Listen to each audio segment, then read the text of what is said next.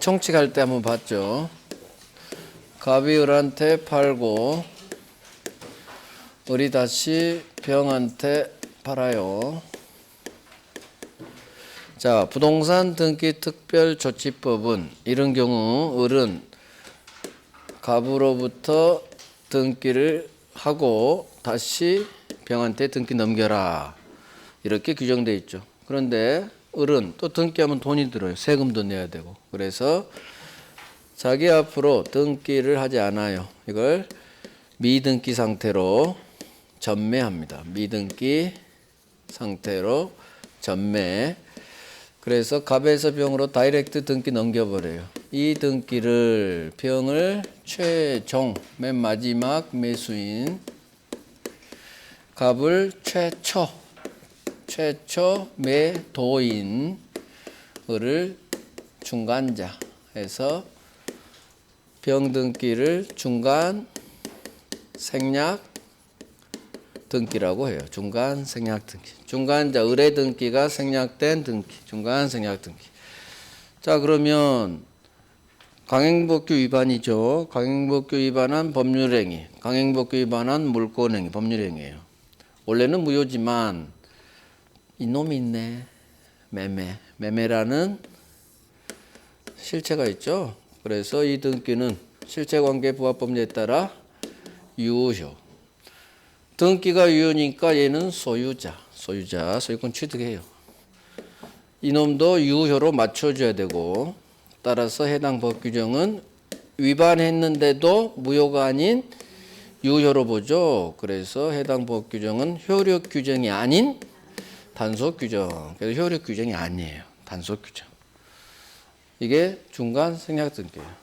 중간 생략 등기는 그때 본 거 그대로 오늘 이 정도만 할게요. 자, 갑 부동산을 매수한 을이 지 앞으로 등기하지 않고 병한테 미등기 전매해서 갑에게서 다이렉트 병 앞으로 등기 치는 거. 이걸 중간 생략 등기.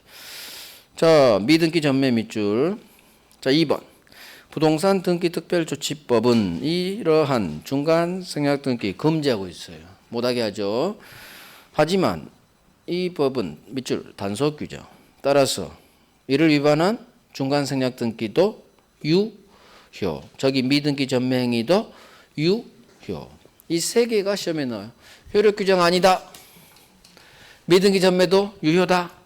중간 생략 등기도 유효다. 가장 많이 나온 게 중간 생략 등기 유효. 별 3개여서 2번에. 중간 생략 등기 유효.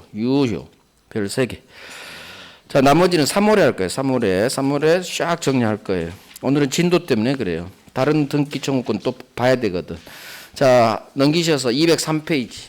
등기 청구권. 이제 여기 이 동네로 와요. 이제 실체 관계 부합을 넘어서서 등기 청구권. 여기도 중요해요. 등기 청구권은 성질을 봐야 돼요. 성질. 자, 갑을 매매. 을은 매수인은 소유권 주세요라는 소유권 이전 채권을 발생한데 이 채권은 결국 소유권 이전 등기 청구권이에요. 그래서 소유권 이전 채권이죠. 따라서 매수인은 채권자예요. 이 등기 청구권의 성질, 매수인의 우리 시험에 이렇게 나와요. 매수인의 매도인에 대한 등기 청구권은 성질이 얘가 채권자죠. 채권자가 주세요 하면 채권적 청구권. 그래서 매수인의 등기 청구권은 채권적 청구권이에요. 이전자가 들어가면 제일 좋죠. 이전자가 들어가면 100% 채권이에요. 채권. 아직 물권자가 되기 전이죠. 나에게 물권 넘겨주세요. 이전해 주세요. 그러니까 채권자. 매수인은 채권자이기 때문에 이 등기 청구권은 채권적 청구권이에요. 자, 3월에는 채권이기 때문에 소멸시효 관련된 대법원 판례를 배울 거예요. 여기가 중요해요. 자, 두 번째. 갑을 매매, 을한테 등기 줘요. 그런데 나중에 이 매매가 무효로 밝혀져요. 그러면 을 등기도 무효. 얘 소유자 아니에요. 얘가 소유자. 당연 복귀. 따라서 매도인, 시험 이게 나와요. 매도인은 매수인 을을 상대로 무효 등기 말소 청구가 가능한데 이 말소 등기 청구권의 성질이에요. 이건 채권이다, 물권이다. 물권적 청구권이에요. 얘는 소유권에 기한 물권적 청구권, 방해 제거죠. 소유자로서 하는 거예요. 매도인은 소유자로서 실체관계 부합하지 않은 이 무효등기 없애야 돼요. 그래서 매도인이 매매가 무효인 경우 매도인이 매수인에 대해 가지는 말소 등기 청구권은 물권적 청구권이다 이렇게 나와야 돼요. 앞에 소유권이란 말이 우리 시험 지문에는 안 떠요. 내가 머릿속으로 계산해야 돼. 그냥 물권적 청구권이다. 내가 머릿속으로 그렇지 얘는 소유자로서 무효등기 말소하는 거지. 당연 복귀까지 알아야 정확히 이걸 캐치를 할 수가 있어. 그렇지 매매가 무효인 경우 을등기도 무효. 얘 소유자 아니야. 소유자는 갑 매도인. 매도인이 무효등기 말소하는 말소등기 청구권은 소유권에 기한 방해 제거로서 반환 방해 제거. 두 번째 소유권에 기한 방해 제거로서 물권적 청구권이다. 자, 말소라는 두 글자가 뜨면 99% 물권적 청구권으로 밀어버리면 돼요. 대부분 소유자가 무효등기 말소하는 거예요. 무니까 얘는 소유권이 없어. 소유자는 청구하는 놈이. 그래서 말소가 뜨면 물권적 청구권을 밀어도 거의 맞아요. 이전은 무조건 채권이고. 근데 이게 딱 예외가 하나가 있어. 말소인데도 채권, 소유자 아닌 놈이 할 수도 있어요. 그건 저당권에서 나오는데 그건 맨 나중에 할 거예요. 그래서 99% 이 관계는 맞아요. 자, 이게 오른쪽 등기 청구권. 일단 의의부터 보죠. 등기 청구권이란 등기 권리자가 등기줄 의무자에 대해서 등기에 대해 협력해 주세요를 청구할 수 있는 사법상 권리이다. 이런 것도 나와요. 즉 의리가백에 등기 주세요. 이전 등기. 협력해 주세요. 사법상 권리. 자, 등기 청구권하고 구별하는 개념이 등기 신청권이에요. 고딕 있죠? 등기 신청권이 뭐냐? 등기소에 등기 신청하는 걸 말해요. 등기해 주세요. 그러면 이건 개인이 등기소라는 국가기관에 신청하는 거죠. 그래서 이 등기 신청권은 사법상 권리가 아닌 공법상 권리예요. 공법상 권리. 청구권하고 신청권이 여기서 구별이 돼. 이런 것도 시험 나와요. 자, 등기 청구권의 발생 원인 성질 2번하고 3번을 볼게요. 2번 법률 행위에 의한 부동산 물권 변동 채권적 청구권. 자, 시험에 얘 그대로 나와요. 매수인이 매도인에 대해 갖는 등기 청구권, 이전 등기 청구권이겠죠. 이 등기 청구권은 매수인이 채권자죠. 따라서 소유권 주세요. 채권자가 하니까 채권적 청구권 밑줄. 그래서 매수인의 매도인에 대해 갖는 등기 청구권 밑줄하고 밑으로 바로 떨어져. 채권적 청구권이다. 이유 매수인은 채권자니까. 소유권 주세요. 채권자니까. 채권자가 하면 채권적 청구권이에요. 하지만 3번 실체관계와 등기가 일치하지 않아. 즉 무효등기를 말해요. 그거 말소시켜야겠죠. 실체관계와 등기가 일치하지 않아요. 무효등기. 그 불일치를 무효등기겠죠. 제거하기 위한 등기 청구권은 물권자가 하는 거야. 그래서 물권적 청구권. 자, 여기는 위조라고 나왔죠. 갑 부동산에 대해 을이 등기를 위조했어. 그러면 을 등기는 위조 등기니까 무효. 여전히 소유자는 갑. 따라서 갑의 위조 등기와 을에 대한 무효 등기 말소 청구권은 이거 소유자로서 하는 거죠. 그래서 소유권에 대한 물권적 청구권이에요. 방해 제거로서. 그래서 위조. 시험은 이게 나와요. 매매가 나중에 이걸로 흘리네요. 매매가 무효다. 을 등기 무효. 매도인의 매수인에 대한 말소 등기 청구권은 소유권에 대한 물권적 청구권이다. 그래서 나중에 무효 매매가 무효해도 결론은 똑같아요. 자, 이제 하나 더 봐요.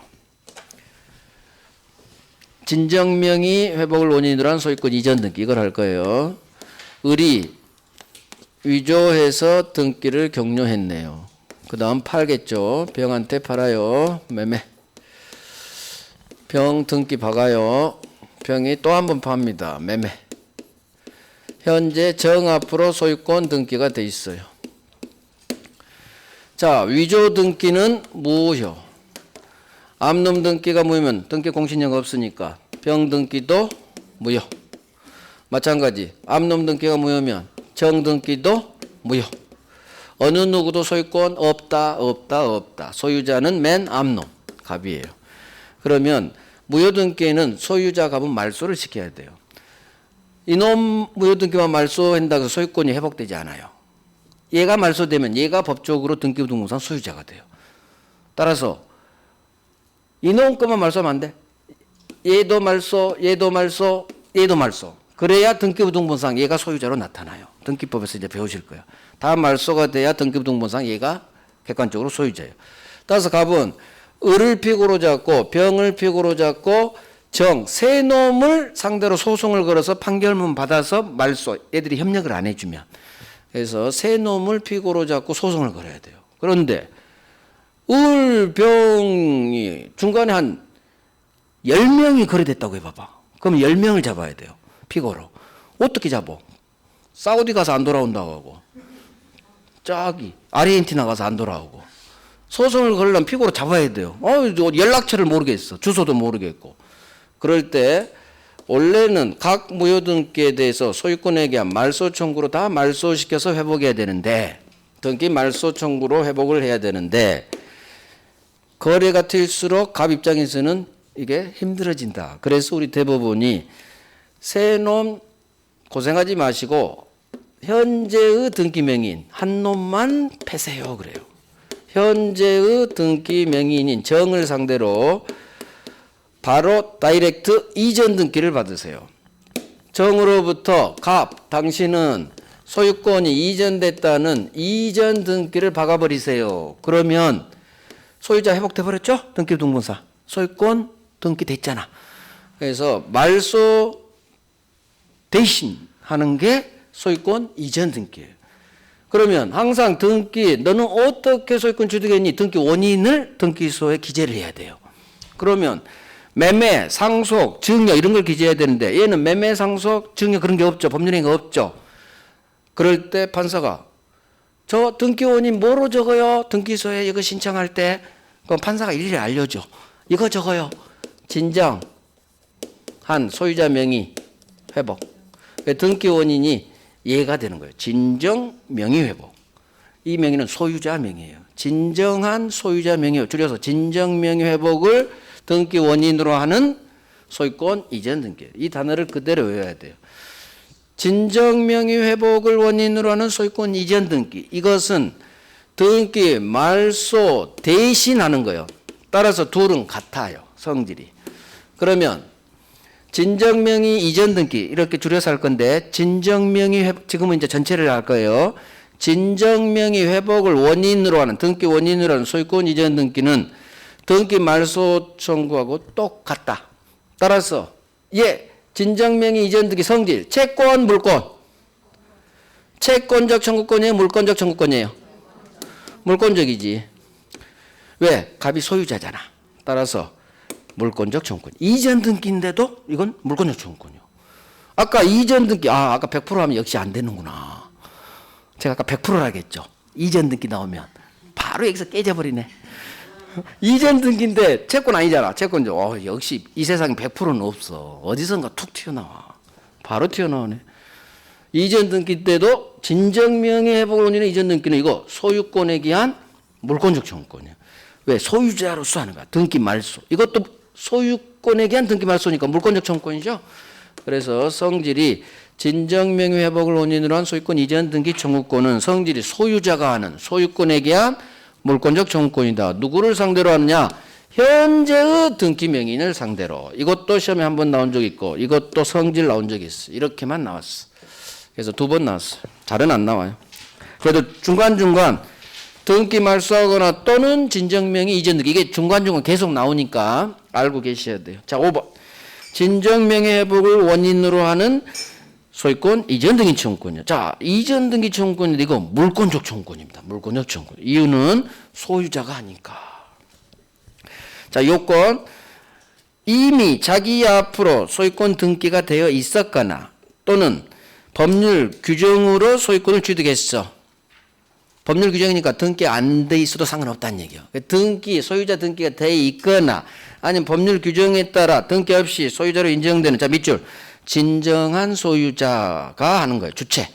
진정명의 이전 등기는 누가 한다? 소유자가. 소유자만 밑줄에 해도 돼요. 진정한 소유자 해도 되고. 소유자가 행사합니다. 자, 누구를 상대로 얘기가 없더라고. 자, 소유자가 밑줄하고 그 위에 적어요.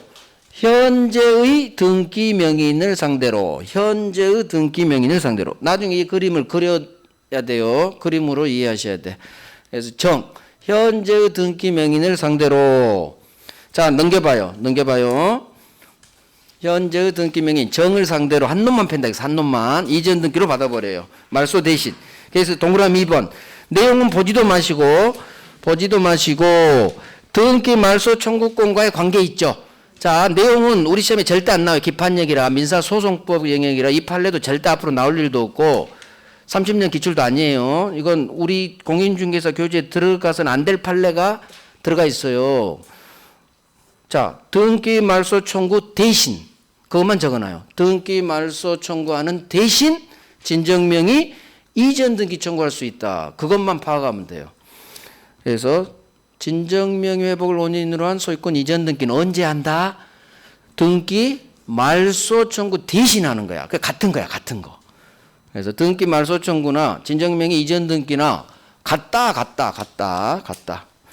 나중에 이제 진정명 이전 등기 계속 중간중간 나올 거예요. 실명법에서 나오고 통정 허위 표시에도 나오고 이제 그때 알아먹으면 돼요. 말소하거나 또는 진정명의 이전 등기 청구할 수 있다. 이렇게 지문 하나로 나와요. 됐죠? 됐어요. 그 다음 등기 효력증. 민법에서 나오는 것은 여러 개의 효력증. 중간 2번 등기의 추정력만 나와요. 자, 등기의 추정력은 오늘은 기초만 쌓을 거예요. 등기의 추정력. 자, 봐요. 이제 얘기하는 거예요. 가등기는 한 바퀴 더 돌아야 돼요. 3월에 할 거고. 등기 추정력. 자, 을이 갑 소유 아파트를 매매로 삽니다. 소유권 이전 등기를 받겠죠. 그러면 어떤 권리가 물건이 등기가 돼 있으면 이 등기에는 어떤 힘이 있느냐. 여러 가지 힘이 있어요. 소유권이 넘어가죠. 그게 첫 번째.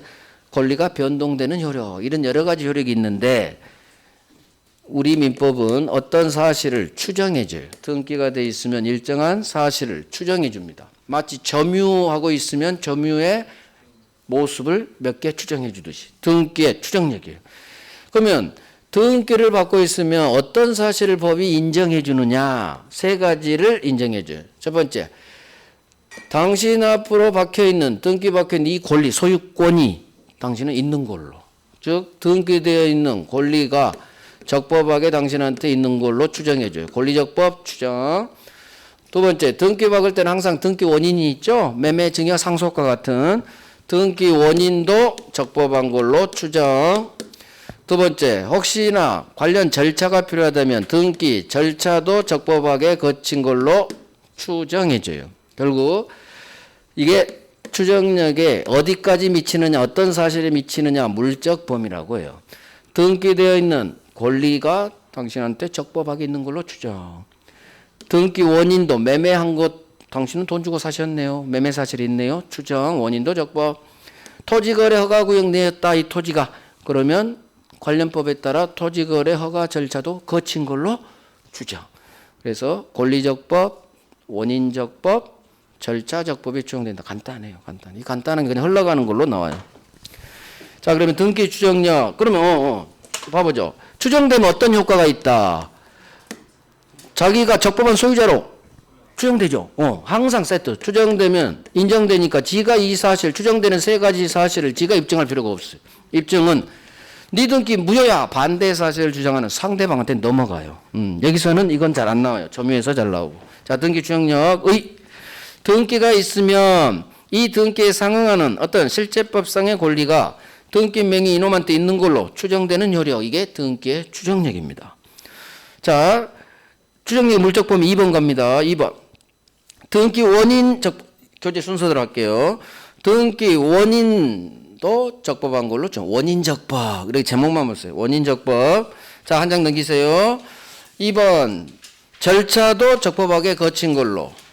절차도 적법하게 거친 걸로 추정. 제목만 볼 거예요. 3번. 등기 박혀 있는 권리 소유권도 적법하게 있는 걸로 추정. 그러면 원래 순서는 3번이 1번으로 가야 돼요. 이게 가장 중요하잖아. 그래서 권리적법, 그 다음에 원인적법. 순서는 거꾸로 읽어요. 권리적법, 원인적법, 절차적법. 그러니까 논리 순서는 이렇게 가야 돼요. 그냥 교재 순서로 읽었어요. 나머지는 나중에 할 거예요. 판례라. 자, 오른쪽 추정력 인적 범위 갑니다. 이게 아주 잘 나와요. 물적 범위, 권리적 법합니다. 원인적 법합니다. 절차적 법합니다. 그러면 이 추정력은 누구한테 미치느냐? 추정력이 미치는 사람에 대한 범위예요. 간단해요. 모든 삼자야. 등기 박혀 있는 외의 모든 삼자한테 다 미쳐요. 모든 삼자. 따라서 전 소유자, 매도인, 갑에게도 이 추정력이 인정돼요. 즉, 전 소유자, 매도인에 대해서도 등기, 이전 등기가 되어 있으면 얘가 적법한 소유자로 추정되는 거예요. 저 판사실이 없는데요. 얘가 다 입증해야 돼요. 그래서 시험에 이게 나와. 전 소유자에까지 추정력이 미친다. 어렵지 않죠? 모든 삼자. 전 소유자를 포함한 나 이외의 모든 삼자에게 미쳐. 이게 나와. 그래서 인적 범위. 자, 부동산에 관해 소유권 이전 등기가 박혀 있죠. 자, 이 등기 명의자 을은 모든 삼자예요. 따라서 나 외의 모든 삼자. 전 소유자에 대해서도 또 그 밖에 제3자에 대해서도 나 외의 전 소유자를 포함한 모든 삼자에 대해서 소유권이 있는 걸로 추정. 자, 전 소유자 밑줄. 이게 나와. 이게 전 소유자. 갑한테도 을이 적법 소유자로 추정된다 얘기예요. 전 소유자에 대해서. 전 소유자에 대해서도 추정력이 미친다. 자, 그러면 인적 범위 제목에 3번의 제목에 괄호 열고를 봅니다. 전 소유자에게도 추정력이 인정된다. 미친다. 이 말을 다르게 표현한 게 괄호예요. 권리 변동의 당사자 간에도 추정력이 미친다. 권리 변동의 당사자 간 누구일까요? 갑하고 을이에요. 소유권이 갑에서 을로 변동됐죠. 권리 변동의 당사자 간에도 추정력이 미친다. 즉 전 소유자에게도 추정력이 미친다. 같은 지문이야. 그래서 이 괄호로도 뜨니까 밑줄 치고 같이 하시면 돼요. 결국 전 소유자 권리 변동의 당사자 간 같은 말이에요. 전 소유자 그 왼쪽에 별 3개 하세요. 별 3개. 이게 4번 나왔어. 4번. 전 소유자에게도 미친다. 즉 전 소유자를 포함한 나 위의 모든 삼자에게 다 미친다. 이렇게 훈련하면 돼요. 됐어요. 이 정도 하면 돼요. 이 정도. 오케이. 한 장 넘기셔서 추정력이 깨지는 경우. 이건 3월에 할 거예요. 3월에. 이쪽이 이제 잘 나와요. 추정력이 깨지는 경우. 이쪽이 잘 나와요. 이건 3월에 할 거고. 자, 다음 페이지가 가등기가 있죠. 가등기는 3월에 합니다. 3월에. 그다음 오른쪽 동산물권 변동이 있죠. 4번에. 동산물권 변동은 시험에 나온다 안 나온다? 안 나온다. 한 장 넘겨서 안 나온다. 오른쪽 선의 취득 안 나온다. 다 동산이에요. 동산. 할 필요 없어요. 동산은. 그래서 마지막으로 215페이지 오늘 마지막 물권의 소멸. 여기 물권이 소멸. 오늘은 여기까지 할 거예요. 소멸까지. 물권은 무슨 사유로 소멸하는지, 물권은 언제 소멸하는지, 물권이 소멸되는 사유 4개를 볼 거예요. 자, 지금 또 볼 4개는 점유권부터 저당권까지 모든 물권의 공통된 소멸사유예요. 공통 소멸사유 4개. 첫 번째, 물건이 멸실했네요. 목적물이 멸실. 그 다음 일단 제목 볼게요. 혼동이 일어났어요. 그 다음 소멸시효가 완성됐어요. 소멸시효. 그럼 소멸되겠죠. 물건도. 그 다음 물건을 포기합니다. 포기로 소유권 소멸하겠죠. 포기. 자, 그러면 이게 4가지가 멸실, 혼동, 소멸시효, 포기. 이게 물권의 공통된 소멸사유 4가지예요. 얘들은 어디서 써먹느냐? 제한물권, 지상지역, 전세, 유치권, 저당권의 마지막 목차가 소멸인데 거기서 소멸사유, 소멸의 효과를 보는데 거기서 다 나와요. 계속. 그래서 멸실, 혼동, 소멸시효, 포기로 모든 지상지역, 전세, 유치, 저당권은 소멸해요. 물론 세부적으로 이제 살짝 달라지지만 그래서 물권 공통 소멸사유. 그러면 여기서 뭐가 중요하냐? 혼동만 보면 돼요. 나머지는 거의 잘 나오지 않아요. 그래서 혼동을 보고 오늘은 혼동 이제 기초 쌓을 거고. 자, 물건이 멸실했어요. 그러면 건물이 없어졌다는 얘기죠. 그러면 모든 물권 소멸해요. 소유권도 사라지고 그에 담보대출 저당권도 있다. 모든 물권 소멸. 간단해요. 그래서 물권의 소멸은 밑에 2번. 물건이 멸실로 날아가면 물건도 거기 물건에 있는 물건 소멸합니다. 당연하지. 그래서 목적물 멸실, 물건 멸실, 소멸 사유예요. 자, 넘겨요. 두 번째로 교재 순서대로 할게요. 소멸시효. 자, 봐봐요. 소멸시효는 우리 시험 범위가 아니에요. 민법 총칙에서 우리가 조건 기한이 있죠. 그 다음 장에 나와요. 소멸시효가. 우리 시험 범위가 아닌데 소멸시효라는 네 글자는 우리 시험 지문에 아주 잘 등장해요. 그러니까 소멸시효는 되게 중요해요. 우리 시험 범위 아닌데 각 파트에서 소멸시효란 말이 심심치 않게 나오고 이게 또 시험에도 꽤 잘 나와요. 소멸시효. 그러니까 해야 돼요. 자, 그러면 소멸시효가 뭐냐? 시효제도예요. 시효제도가 뭐냐? 일정한 시간이 지나면 경과하면 일정한 효력, 법이 효력을 줘요. 일정한 시간이 지나면 어떤 효력, 힘을 주는데 앞에 소멸이 나와 있으면 권리를 소멸시켜버려요. 법이 깡패야, 깡패. 그래서 소멸시효가 완성됐다 하면 권리가 소멸돼 버려요. 자, 채권. 대표적으로 소멸시효 걸리는 놈이 채권이에요. 내가 돈을 빌려줬어요. 1억 빌려줬어. 채권은 행사할 수 있는 날로부터, 즉 돈 갚아 할 수 있는 날로부터 10년 동안 행사하지 않죠? 그러면 없애버려요. 법이. 소멸시효 완성됐다 해서 내 채권은 소멸돼 버립니다. 그래서 돈 빌려준 사람들 빨리 계산해봐. 근데 10년인데 이게 채권마다 또 1년짜리도 있고 3년짜리도 있고 단기 소멸시효 기간이 또 있어요. 그러니까 어떤 채권이냐에 따라 10년, 원칙 10년, 단기 3년짜리, 1년짜리 그런 것도 있어요.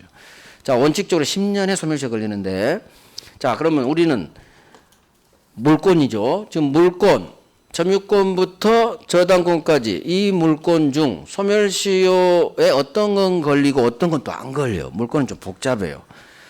자, 소유권. 소유권 소멸시효 걸릴까 안 걸릴까? 소유권은 절대 소멸시효로 날아가지 않아요. 소유권 절대 원칙. 소유권은 영원해요. 소유권은 항구성, 영원성이 있기 때문에 뭐 20년 동안 영익물권 얘기했네. 영익물권만 소멸시효 걸려요. 기간은 20년. 자, 20년 동안 소유권을 행사하지 않았다고 소유권 날려버리지 않아요. 그러면 난리 나는 거지. 집 사놓고 한 번도 안 가보죠. 땅 사놓고 뭐 20년 지나면 없애버릴 거야. 그래서 소유권은 영원성, 항구성 때문에 절대 소멸시효 걸리지 않아요. 자, 소유권이 소멸시효 안 걸리니까 소유권에 기한 물권적 청구권 소멸시효 걸린다 안 걸린다? 안 걸려요. 그게 물권적 청구권 아까 세 번째 성질이에요. 3월 달에 제가 볼 거. 그래서 이걸 해야 또 그것도 가거든. 소유권이 소멸시효 걸리지 않듯이 소유권에 기한 물권적 청구도 운명을 함께 하죠. 걔도 소멸시효 안 걸려요. 자, 소유권은 안 걸려. 두 번째, 점유권, 유치권. 이 두 놈은 점유, 유치권은 점유하고 있는 한 안 걸려. 이렇게 외워요. 점유하고 있는 한 절대 소멸시효 걸리지 않아요. 내가 점유하고 있으면 100년을 점유권이 가는 거예요. 그래서 점유, 유치권은 점유하고 있는 한 안 걸려. 시험에 나온 적 없어요. 점유, 유치권은. 그 다음 저당권. 이게 시험에 한 번 나왔어요. 저당권은 돈 받을 채권이 있는 한, 피담보 채권이 있는 한 따로 안 날아가요. 그렇지. 돈 받을 채권인데 저당권만 20년 지났다고 날려버리면 안 되겠죠? 그래서 그대로요. 피담보 채권이 있는 한 절대 저당권만 따로 소멸시효로 날아가지 않는다. 부종성 때문에 그래. 부종성 때문에 채권만 있으면 저당권도 영원해요. 따로 소멸시효 안 걸려. 그러면 결국 물권 중에서 소멸시효 걸리는 건 용익물권밖에 없어요. 용익물권만 소멸시효 걸려요. 그래서 나중에 지역권에서 소멸시효 법조문이 있어요. 그래서 지역권에서 소멸시효를 볼 거예요. 공유 불가분성에서. 그래서 지역권을 포함한 지상, 지역, 전세와 같은 용익물권만 소멸시효 걸린다. 3년 동안 한 번 나서 한 번 안 중요해요. 안 중요해. 차라리 소유권이 더 잘 나왔어요. 그래서 이 파트 소멸시효는 별로 안 중요해요. 결국 소멸시효 걸리는 것은 뭐만? 사용하는 물권, 용익물권. 특히 지역권에 나중에 법조문을 볼 거예요. 이걸 토대로 소멸시효 걸리는 건 용익물권만. 용익물권은 20년 동안 옆에 집 통행하지 않으면 소멸해버려요. 그래서 나중에 그걸 배울 거야. 용익물권만 걸린다. 이 정도만 하면 돼요. 자, 소멸시효는 의외로 잘 안 나와요. 소유권이 두 번인가 나왔어요. 자, 소유권은 영원성, 항구성, 항구성, 영원해요. 소멸시효 걸리지 않아요. 그 다음에 점유권, 유치권은 점유하고 있는 한 절대로 따로 소멸시효로 안 날아가요. 이렇게 훈련하시는 게 더 좋아요. 그래서 점유하고 있는 한 안 걸려. 그 다음 저당권은 이렇게요. 피담보 채권이 있는 한 따로 소멸시효로 안 날아가. 이런 식으로. 돈 받을 채권이 있는 한 따로 저당권만 독립해서 소멸시효로 걸리지 않아요. 결국 소멸시효에 걸리는 물권은 밑줄 용익물권. 그래서 지상지역 전세 용익물권만 소멸시효에 걸린다. 오케이, 이 정도 합니다. 자, 포기에서 볼 것은 포기가 의사표시니까 법률행위라는 거. 법률행위니까 186조에 따라 밑에 부동산 물권 포기한 경우 등기해야 186조 적어놔요. 아까도 해놨죠? 포기합니다. 의사표시니까 법률행위니까 186조니까 등기해야 이렇게 연결돼야 맞는 지문이에요. 자, 오른쪽 이제 혼동 갑니다. 혼동이 중요해요. 혼동이 잘은 안 나오는데 지문 하나쯤으로 몇 년에 한 번씩은 등장해요. 그러니까 여기 파트에서 혼동은 해야 돼요. 자, 봅니다. 혼동이란 게 뭐냐? 갑이 지 아파트를 을에게 전세를 줘요. 을에게 전세를. 자, 그러면 전세를 여기다 쓰면 안 되고 여기다 쓸게요. 을에게 전세권이란 물권을 줍니다. 등기 박을 거 전제로 전세권. 자, 기간 2년으로 을이 전세 살고 있어. 그런데 1년쯤 지나 상관없어. 전세권자 세입자가 갑 아파트를 사버렸네. 내가 전세 살다가 사버렸어. 좋은 현상이죠? 을 입장에서 드디어 나한테 아파트가 생겼어. 자, 소유권과 이 소유권을 제한하는 제한물권이 전세권 제한물권이죠. 지상지역 전세 저당권 유치권 포함한 소유권과 소유권을 제한 전세권 제한물권이 한 놈한테 귀속됐어요. 을이 전세 살다가 소유권 취득해버렸죠. 소유권과 제한물권이 한 사람한테 귀속. 이걸 혼동이 일어났다고 그래요. 동일인에게, 동자는 동일한 사람, 동일인에게 두 개의 권리가 소유권과 제한물권이 혼재했다. 이걸 혼동이 일어났다 그래요. 소유권과 제한물권이 혼동이 일어나요. 자, 그러면 을이 세 살다가 소유권 취득했어. 둘 중 소유권하고 전세권 중 제한물권 둘 중 하나는 없애버려요. 법이. 법률 규정이에요. 법조문. 뭘 없앤다? 전세권을 없애면 돼요. 그래서 제한물권은 소멸합니다. 내가 아파트 소유자가 됐는데 굳이 전세권이라는 사용물권이 필요치 않아요. 그래서 소유권은 사용, 수익, 처분할 수 있는 세 가지 힘이 있지만 전세권은 사용하고 수익밖에 못하죠. 이게 작은 것. 소유권은 큰 거. 큰 거, 작은 거를 한 놈이 취득하면 작은 건 흡수돼 버려요. 소유권만 있으면 되지. 소유권만 있으면 돼요. 그래서 대는 소를 포함한다 법리가 혼동의 법리예요. 그래서 필요 없는 제한물권은 소멸시키는 게 원칙. 따라서 이 경우 전세권자가 소유권을 취득했다 하면 제한물권은 전세권은 소멸한다. 끝나면 맞는 지문이에요. 자, 법정을 볼게요. 혼동이라는 물권 소멸. 이거 법률 규정이에요. 법률 규정. 딱 등기 필요 없다 그거예요. 자, 여기 봐봐요. 멸실, 혼동, 소멸시효, 포기. 성질이 여기서 이렇게 나뉘어. 포기합니다. 의사표시. 의사표시니까 법률행위. 하지만 이 소리놈은 멸실했네요. 법률행위 아니죠? 혼동이 일어났네요. 법조문이 있죠? 법률이죠. 소멸시효도 법조문이에요. 따라서 이 세 놈은 187조. 법률행위 아닌 법률 규정.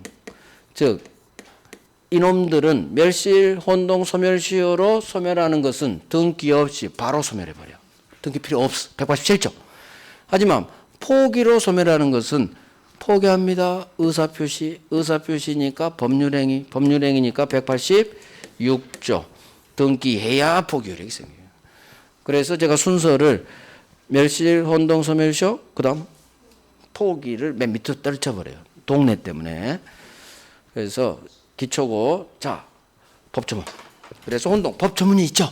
그래, 법률 규정이야. 187조. 나중에 할 거예요. 제1항. 동일한 물건에 대한 소유권과 소유권을 제한하는 다른 물권, 제한물권이에요. 자, 소유권과 제한물권이 한 사람에게 귀속했네요. 자, 그럴 때 필요 없는 제한물권이 소멸합니다. 이 다른 물권은 소유권을 제한하는 제한물권을 말해요. 지상지역, 전세, 유치, 저당권 다 포함한 제한물권. 자, 이게 원칙이죠. 제한물권이 소멸해. 자, 내용 가봐요. 2번 갑니다. 소유권과 제한물권이 한 사람에게 귀속, 혼동이 일어났네요. 원칙. 동그라미 1번. 동일 물건 위에 저 아파트 위에 소유권과 제한물권이 한 사람에게 귀속됐어. 혼동이 일어났어요. 그러면 필요 없는 제한물권이 소멸합니다. 밑줄.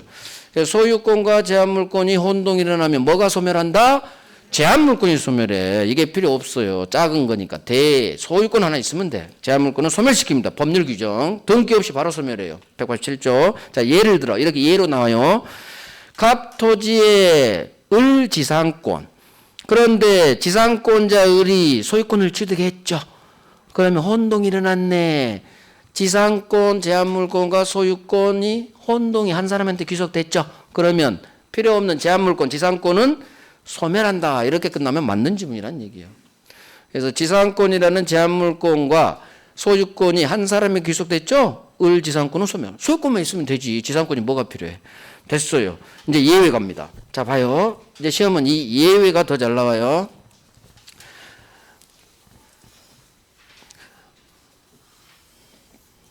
자, 을이 전세권으로 살고 있어요.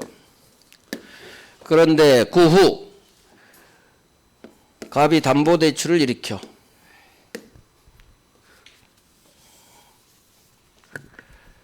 그 후 항상 순서가 있어요. 이게 1번, 이게 2번이 돼요. 이게 순서 성립선호예요. 1억을 갑에게 빌려주고 은행이 저당권을 받습니다.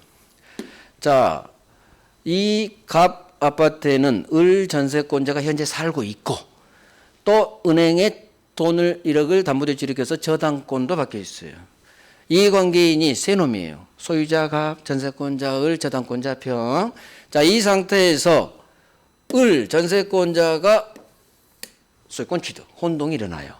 그러면 갑의 소유권을 을 전세권자가 취득, 혼동이 일어났죠. 소유권과 제한물권 혼동이 일어났어. 그러면 이 전세권이 혼동으로 소멸하느냐 마느냐? 소멸하지 않아요. 소멸하지 않아요. 왜 소멸하지 않느냐? 뒤에 놈이 있어. 혼동이 일어난 권리가 소멸하느냐 마느냐요? 혼동이 일어난 전세권이 소멸하느냐 마느냐? 뒤에 놈이 있느냐 없느냐에 따라 결정나요. 아주 쉬워요. 을 다음에 그 후에 병이라는 저당권자 병이 있죠.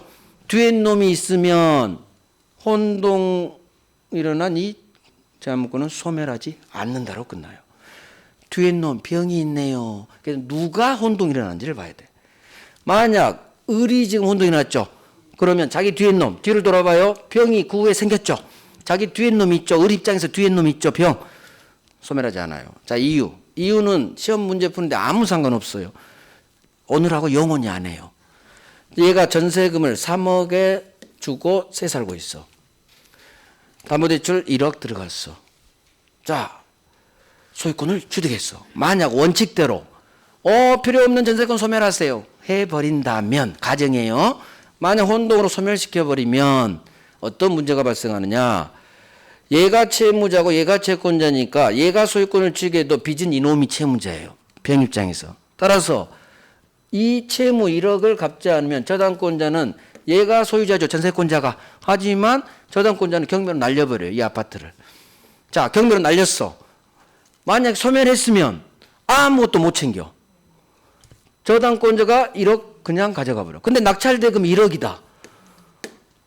자, 을이 전세권이 만약 소멸하지 않고 살아있다면 얘가 1번, 얘가 2번이에요. 우선 변제권이 있어. 전세권은. 따라서 이 낙찰되면 1억을 고스란히 자기가 가져와 버려요. 그래서 소멸시키지 않는 거예요. 후순위 권리자가 있을 때는 자기를 위해서, 혼동이 일어난 자기를 위해서 소멸시키지 않아요. 만약 소멸시킨다면 한 푼도 못 땡겨요. 그래서 후순위 권리자 있는 경우에는 비록 혼동이 일어나더라도 소멸시키지 않아. 자, 이유는 방금 얘기한 자기를 위해서. 살아있어야 땡기지. 혹시 무슨 일이 벌어졌을 때. 그래서 첫 번째, 후순위 권리자가 있을 때, 자기 후빠가 있을 때. 후순위 권리자, 뒤에 놈이 있을 때는 혼동으로 소멸하지 않아요. 자, 두 번째, 언제 소멸하지 않느냐. 을이 그 후 지가 담보대출을 일으켜 병은행한테 저당권을 박아요. 전세 살다가 돈이 필요하게 돼 있어. 은행 갑니다. 담보 하니까 을이 저 아파트 없는데요. 어떻게 해요? 어디 살아요? 물어봐요. 저 지금 전세 사는데요. 채권이에요? 물건이에요? 은행 많이도 알아. 전세권 저 등기했어요. 물건이에요. 그러니까 그럼 그거 담보 돼요. 지상 전세권의 저당권 되죠? 자, 전세권의 저당권을 설정했어. 그 후 사람이 세 놈 생겼어. 갑을 병. 그 후 전세권자가 혼동이 일어나요. 그러면 이 혼동이란 전세권이 소멸하느냐? 여기도 역시 소멸하지 않아요. 왜? 뒤에 놈 병이 있으니까. 결국 뒤에 놈이 있죠. 후순위 권리자가 있든 혼동으로 소멸할 권리를 잡고 있는 저당권자가 있든 공통점은 자기 뒤에 태어난 놈이 있어요. 무슨 권리인지 상관없어. 자기 뒤에 놈 병이 있으면 절대 을은 혼동이 일어나도 소멸하지 않아요. 뒤에 놈이 있으면 소멸하지 않아요. 자, 이유 이것도 지금하고 영원히 안 해요. 시험 문제 푸는데 아무 상관없으니까. 만약에 원칙대로 이 전세권을 소멸시켜버리면 전세권 소멸, 저당권도 날아가 버려. 목적물 잡고 있는 게 건물이 멸실하죠. 그러면 저당권 소멸하겠죠. 똑같아. 전세권이 건물이에요. 잡고 있는 담보 대상은 전세권. 목적물이 전세권이 혼동으로 소멸하면 은행의 저당권도 같이 소멸해버려. 즉 그러면 저당권자가 피해를 받아요. 그래서 이번에는 이놈을 위해서 소멸 안 시켜. 아까는 자기를 위해서, 본인 이익을 위해서 이런 말이 나와. 자기 이익을 위해서. 이번에는 제3자를 위해서. 따라서 이 두 가지 경우. 혼동으로 소멸할 권리가 제3자 권리의 목적이 되어 있는 경우. 이론은 이렇게. 후순위 권리자가 있거나 뒤에 놈이 있거나 제3자 권리의 목적이 되어 있거나 전세권을 목적으로 저당권을 설정한다 이렇게 해요. 전세권을 목적으로 또는 지상권을 목적으로 저당권 설정한다. 말이 좀 어려워요. 그래서 후순위 권리자가 있거나 혼동으로 소멸할 권리의 제3자 저당권자가 있거나 3자 권리의 목적이 되어 있거나 이때는 예외예요. 혼동이 일어나도 소멸하지 않아요. 그래서 가장 쉬운 거. 뒤에 놈이 있네. 소멸 안 해. 뒤를 돌아봐. 병이 있어? 소멸 안 해요. 자, 봅니다. 어디를 갖추느냐. 예외 봐요. 예외 1번, 2번에 예외 1번, 동그라미 1번. 이 제한물권이 제3자 권리의 목적이네요. 밑줄. 제3자 권리의 목적이에요. 그러면 혼동이 일어나도 소멸하지 않아요. 자, 위의 경우는 저기 예를 들어 갑, 토지, 을 지상권이죠. 자, 거기 생각해 봐요. 지상권자 을이 이 지상권에 대해서 병한테 지상권을 담보로 저당권 설정했어요. 자, 저 전세권 자리에 지상권이 들어가면 돼. 을 지상권, 전세권이 저당권 되죠. 지상권에 담보대출이 있겠다는 얘기예요. 그 후 을이 지상권자가 소유권 주되겠어. 그러면 혼동이 일어났죠. 하지만 뒤에 놈 병이 있죠. 저당권자가. 뒤에 놈이 있으니까 이 지상권, 혼동이 일어난 지상권은 소멸하지 않는다로 끝나. 그래서 누가 혼동이 일어났는지를 캐치하는 거예요. 누가. 을이 지상권자가 혼동이 일어났죠. 소유권 취득. 그러면 뒤에 놈이 있느냐 없느냐 봐. 뒤에 놈 병이 있죠. 저당권자 병이 있죠. 뒤에 놈이 있으면 혼동이 일어난 이 지상권은 소멸하지 않는다로 끝나요. 자, 두 번째 동그라미 2번. 본인 이익을 위한 경우에도 소멸되지 않는다. 자, 일단 예를 들어 봅니다. 갑토지의 을이 1번 저당권, 병이 2번 저당권. 자, 그런데 누가 혼동이 일어나요? 을이 소유권 취득했죠. 자, 을은 1번 저당권자죠. 자, 그러면 혼동이 일어났으니까 을의 1번 저당권이 혼동으로 소멸하느냐 마느냐 싸움이겠죠. 뒤에 놈 있어요 없어요? 있어. 병이 있잖아. 병. 후순위 권리자 2번 저당권 병이 있네. 그러면 혼동이 일어난 을의 1번 저당권은 소멸하지 않아요. 그러니까 뒤에 놈이 있을 때는 혼동으로 소멸하잖아. 자, 본인의 이익을 위한 경우 이거 하지 마시고 오른쪽 여백에 후순위 권리자가 있는 경우 그렇게 바꿔요. 후순위 권리자. 자기 후빠가 있을 때요. 후순위 권리자가 있는 경우로 바꿔. 그래서 후순위 권리자가 있을 때는 뒤에 놈이 있죠? 혼동이 일어나도 소멸하지 않아. 그 다음에 혼동으로 소멸할 권리를 3자가 잡고 있죠? 3자 권리 목적. 그러니까 밑줄은 이론은 3자 권리 목적하고 후순위 자기 후빠가 있을 때 혼동이 일어나도 소멸하지 않아요. 그 의뢰 제한물건은 소멸하지 않아. 뒷놈 병이 있을 때는. 그래서 두 개 공통점. 뒷놈이 있네. 제3자 병 저당권이 있거나 자기 후순위 권리자 2번이 있거나 1번 2번 묶어서 별 3개 하십니다. 별 3개. 저기 원칙에 동그라미 1번도 별 아니야? 거기는 별 3개 하지 마. 여기만 예외가 잘 나오니까. 그래서 혼동이 일어나면 원래 제한물건은 소멸해야 되는데 언제 소멸하지 않는다? 뒤에 놈이 있을 때. 뒤에 놈. 혼동이 누가 혼동이 일어난지를 봐야 돼. 전세권자가 소유권자 이렇게 나와요. 아, 뒤에 놈 병이 있네. 후순위 권리자가 있든 전세권을 잡고 있는 저당권자가 있든 어찌됐든 후순위 권리자 뒤에 놈 병이란 놈이 있으면 혼동이 일어나 이 전세권은 소멸하지 않는다. 그래서 이거 후순위 권리자 2번이 있거나 아니면 지상전세권을 잡고 있는 저당권 제3자 권리의 목적이 돼 있거나 그래서 가장 쉬운 건 뒤에 놈. 뒤에 놈이 있으면 혼동이 일어나도 소멸하지 않는다. 그렇게 해결하면 돼요. 오케이 됐어요. 나머지는 3월에 마무리하면 돼요. 자 오늘은 여기까지. 이제 다음 주에 점유권 소유권 아마 다 나갈 거고 아마 물권법 그 정도 갈 것 같아요. 계약법은 아마 조금 많이는 못 들어가고 그래서 1월 달은 민총하고 물권법에 집중합니다. 그 다음에 3월하고 이제 5월 달에 계약법하고 특별법 쫙 할 거예요. 민총하고 물권이 24문제예요. 24문제. 민총하고 물권이 돼야 계약법도 이해가 가요. 계약법이 좀 어려워요. 단지 양이 좀 작으니까 커버는 되는데 계약법이 좀 어려워. 이해가 안 돼, 계약법은. 그래서 기초가 쌓여야 계약법이 이해가 돼요. 그래서 민총, 물권을 열심히 하시기 바라요. 이게 잘 되면 나중에 계약법은 좀 수월하게 가고 그래요. 민총 물권이 민법의 기초예요. 특별법 연락이 어려워요. 주택, 상가, 가담법, 실명법.